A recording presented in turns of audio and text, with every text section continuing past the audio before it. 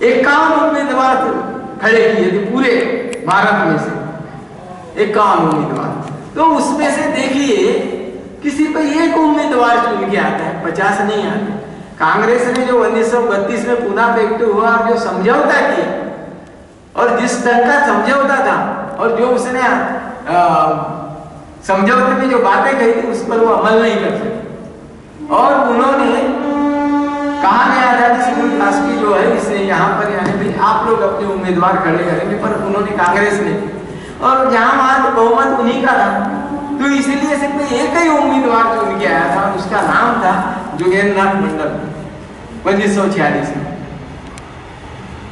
और इसी इसमें मार्च में चुनाव में जीत के आए थे। और पटेल ने प्रतिज्ञा की थी, सरदार वल्लभ भाई पटेल ने, कि मैं किसी भी हालत में बोले, कैसी भी हालत में बोले, संविधान सभा में डॉक्टर अंबेडकर को बोले प्रवेश करने नहीं दूंगा। उन्होंने कहा था, पटेल ने कहा था, संविधान सभा के दरवाजे खिड़कियां तो छोड़ो, बोले मैंने रोशनदान तक बंद कर दी है, बोले देखता हूं बोले कैसा आता है। तो बोले अंबेडकर बोले संविधान सभा।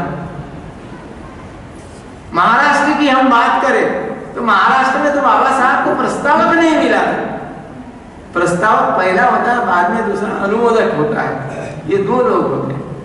और ऐसा था जो चुन के आए थे, ऐसे 5 सदस्य, 5 एमएलए, जब तक यानी भी किसी को मतदान नहीं करेंगे या वो चुन के नहीं आएगा, मतदान के बाद में जब चुन के नहीं आएगा तब तक वो संविधान सभा में जा नहीं सकता। भारत के अंदर में सबसे अधिक शेड्यूल कास्ट 2 जगह, 2 स्टेट में, एक पंजाब में और दूसरे बंगाल में।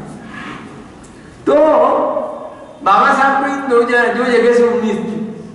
पहले पंजाब वाले तैयार हो गए कि हम आपको वहां से चुन के भेजते, वैसी स्थिति भी थी, परंतु बाद में वो पीछे हट गए। तब यानी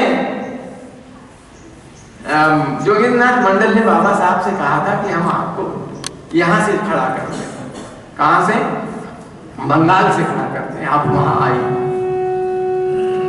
तो जब यानी मंत्रणा हुई 3 जुलाई 1946 को कलकत्ता में मंत्रणा हुई, बिल्कुल यानी गुप्त ये हुई इस पर सलाह मशविरा किसके साथ? नागेंद्र नाथ राय के साथ। और 8 जुलाई को नामांकन की बात है भरने की, 8 जुलाई को नामांकन था। तो आपको बताता हूं, नागेंद्र नाथ राय उस समय बीमार थे।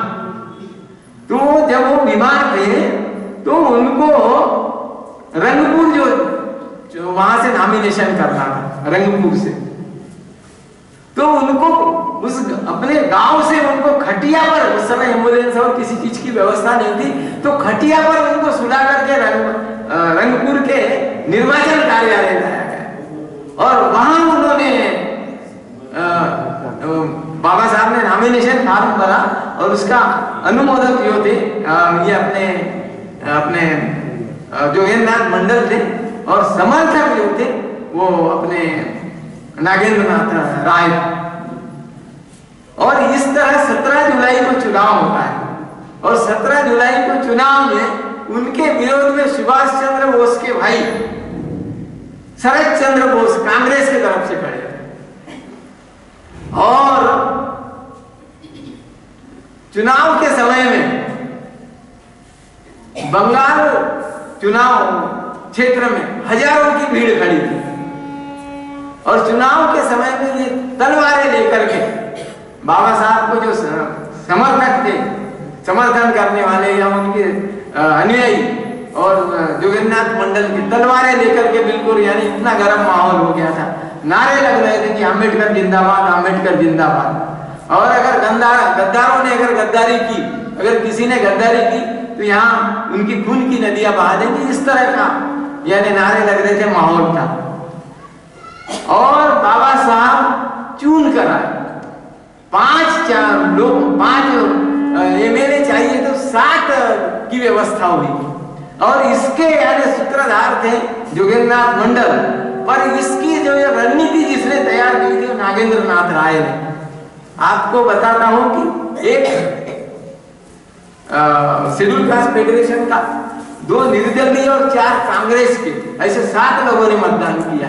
अक्सर लोग लिखा गया है कई किताबों में कि मुस्लिम लीग के साथ में समर्थन हुआ, तो पर मुस्लिम लीग के साथ नहीं हुआ था। ये इस तरह की स्थिति तो आपको बताता हूं